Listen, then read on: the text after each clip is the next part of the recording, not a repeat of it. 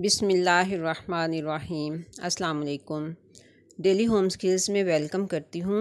मेरा आज का टॉपिक बहुत ही शॉर्ट सा है लेकिन ज़रूरी भी है। आज मैं आपको अपनी गुल दोपहरी का विज़िट करवाने वाली हूँ जो कि मेरे पास पिछले 4 या 5 साल से है और ये खूब अच्छे तरीके से ब्लूमिंग भी करती है हर साल।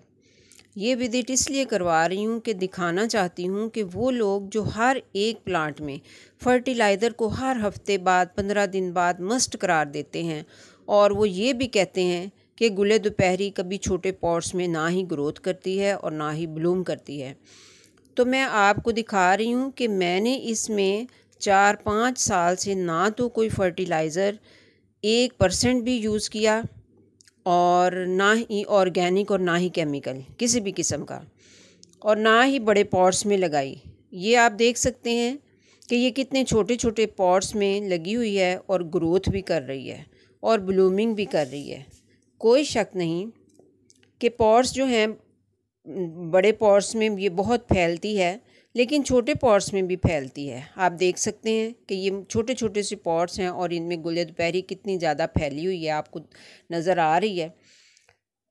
तो देखें, मुझे तो वैसे भी छोटे छोटे से पॉट्स में प्लांट्स लगाना बहुत ही अच्छा लगता है, इसलिए मैं ऐसे छोटे छोटे पॉट्स में ऐसे ही प्लांट्स के लिए यूज़ करती हूँ जो कि जिनकी रूट्स जो हैं वो बहुत गहरी नहीं होती हैं।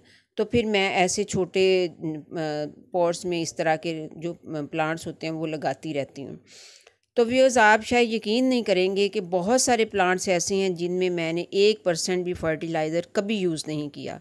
मैं इस पे अलग से वीडियो बनाऊंगी और आपको वो सारे प्लांट्स दिखाऊंगी जिनमें 4-5 साल से मैंने कभी कोई फर्टिलाइज़र यूज़ नहीं किया लेकिन उनकी ग्रोथ बहुत ही अच्छी चल रही है। उम्मीद करती हूँ कि आपको वीडियो अच्छी लगी होगी। मिलते हैं फिर नेक्स्ट वीडियो में इंशाअल्लाह। अल्लाह हाफ़िज़।